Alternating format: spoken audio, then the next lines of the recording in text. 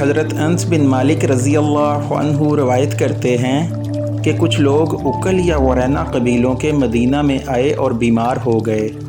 نبی کریم صلی اللہ علیہ وسلم نے انہیں لقاح میں جانے کا حکم دیا اور فرمایا کہ وہاں اونٹوں کا دودھ اور پیشاب پئیں۔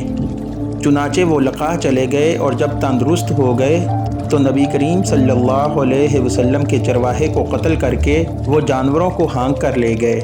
علی الصبح نبی کریم صلی اللہ علیہ وسلم کے پاس اس واقعہ کی خبر آئی تو آپ صلی اللہ علیہ وسلم نے ان کے پیچھے آدمی دوڑائے۔ دن چڑھے وہ حضور صلی اللہ علیہ وسلم کی خدمت میں پکڑ کر لائے گئے۔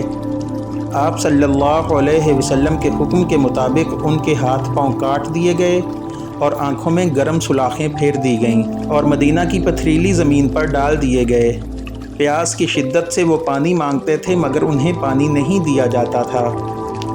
حضرت ابو قلابہ رحمۃ اللہ علیہ نے ان کے جرم کی سنگینی ظاہر کرتے ہوئے کہا کہ ان لوگوں نے چوری کی اور چرواہوں کو قتل کیا اور ایمان سے پھر گئے اور اللہ اور اس کے رسول صلی اللہ علیہ وسلم سے جنگ کی۔